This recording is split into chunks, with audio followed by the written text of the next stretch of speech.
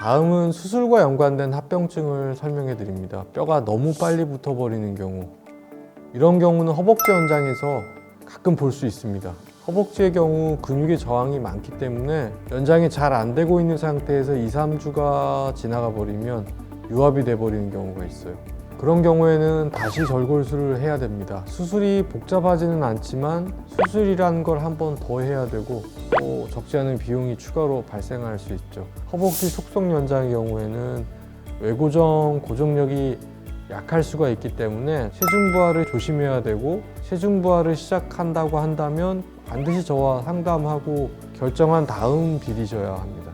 프리사이즈 스트라이드 경우도 허벅지 수술 환자에서는 조기 연장이 잘 안 되는 경우가 있을 수도 있기 때문에 엑스레이 촬영을 초기에는 자주 하게 되고요. 보통 1, 2주에 한 번씩 엑스레이를 찍지만 허벅지 연장 환자의 경우에는 초기에 일주일에 2회 정도 촬영하고 있습니다. 그 다음 합병증이 뼈가 잘 안 붙는 문제죠. 분류압에 대한 설명을 드리는데요. 원인이 많지만 수술적인 문제와 환자의 문제로 나눌 수 있습니다. 수술 시 뼈를 싸고 있는 골막 보존이 굉장히 중요한데, 이건 집도의들이 특별히 신경 쓰는 부분이고요. 환자들이 조심해야 되는 문제들로는 일단 절대 금연, 그 다음 약물 복용을 조심하셔야 됩니다. 그리고 연장 속도 조절이 가장 중요한 문제입니다. 흡연을 하면 무조건 실패한다고 생각하셔야 됩니다. 혈관 형성을 막기 때문에 골유압을 절대적으로 방해합니다. 니코틴 성분이 골유압을 방해하기 때문에 금연 보조 제품도 안 됩니다.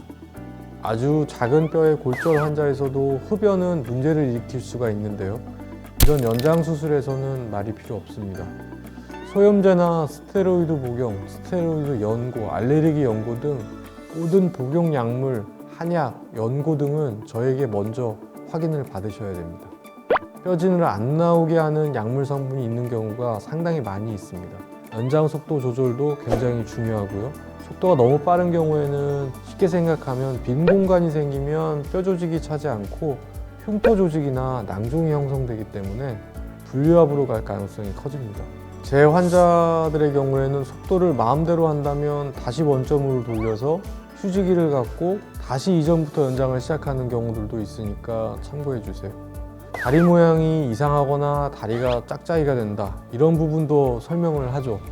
이런 경우는 정형외과 의사라면 사실 만들기가 쉽지 않은데요. 왜냐하면 이런 문제들을 교정해주는 장치를 착용하고 있기 때문에 교정을 해주면 되니까요. 근데 왜 발생할까요? 재활이 부족하면 무릎 굽음 등이 이제 흔하게 발생하는데, 엑스레이 촬영 자체가 부정확한 평가가 될 수 있기 때문에 무릎이 잘 펴지지 않는다, 그렇다면 정렬 사진 자체가 부정확합니다. 저는 환자분들 연장 중반부터는 도수재활 치료를 열심히 받도록 강요하고 있고요. 재활의 중요성은 환자분들도 잘 아시겠지만 환자분들 스스로 할 수 있는 부분에 한계가 있습니다. 꼭 재활 치료를 열심히 받으셔야 되고요. 무릎 굽음이 남아있다면 외고정을 빼주지 않습니다. 재활을 열심히 하셔야 되고 정확한 사진을 찍을 수 있을 때만 외고정을 빼는 2차 수술을 받으실 수가 있어요. 그 다음에 설명드릴 부분이 구획증후군과 폐색전증이라는 아주 무서운 문제들입니다. 구획증후군은 종아리 수술을 받는 남자 환자분들에게서 발생할 수 있는 문제인데요. 사실 외상 환자들한테 발생하는 문제죠. 연부조직 손상이 많아서 종아리가 너무 많이 붓게 되면 혈액순환이 안 되고 근육에 괴사가 오는 문제입니다.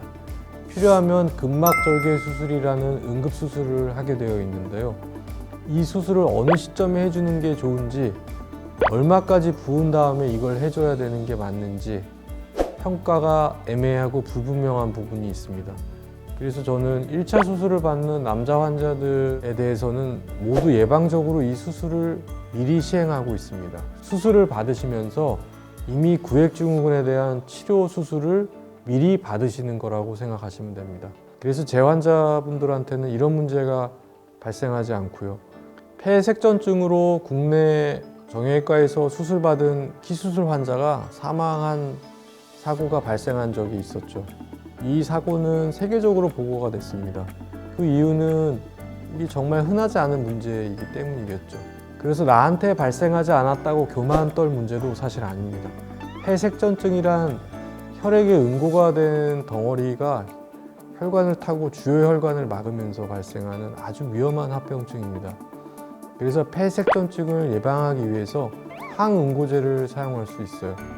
실제로 무릎 인공관절 환자분들 같은 경우에는 저희 병원에서도 수술 직후부터 항응고제를 사용합니다. 미국 병원에서는 키수술 환자들에게도 이렇게 적용시키고 있습니다. 미국 환자들의 경우에는 신체적 특징이나 질환적인 특징이 있어서 그럴 겁니다. 분명히 혈전이 많이 생기는 원인 중에 과체중도 있고 당뇨라든지 다른 질환 문제들이 있기 때문에 미국에서는 이렇게 항응고제를 사용하고 있지만 항응고제는 뼈진 형성을 방해합니다. 그래서 저는 이러한 항응고제가 꼭 필요한 환자인지 위험성을 평가해서 선택적으로 사용하고 있습니다.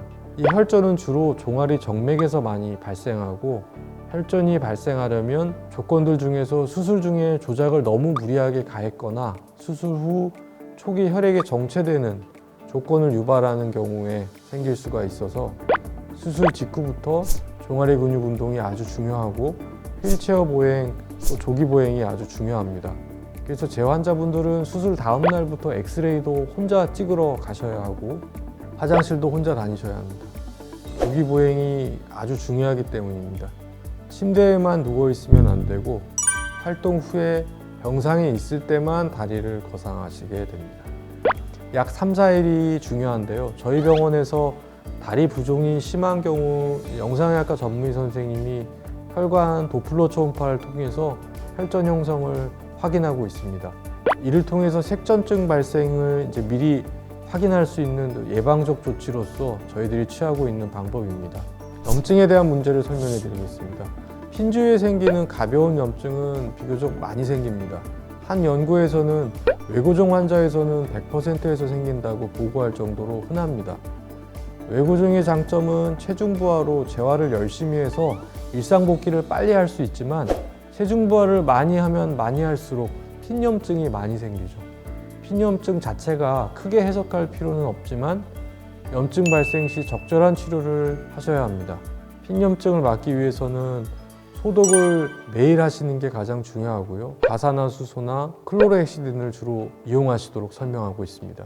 염증 발생 시 통증이 동반되면 정맥 또는 경구항생제를 복용하셔야 되고 염증 부위만 하루에 2, 3회 소독하시고 재활치료를 잠시 쉬면서 회복하시면 됩니다. 골수염과 같은 심각한 문제로 진행되는 경우는 저도 없었지만 타 의원도 마찬가지입니다. 수술 후 체중 부하가 가능한 수술을 받으신 환자분들의 경우 너무 수술 직후부터 일어서거나 하시는 운동을 피하시도록 설명하고 있습니다.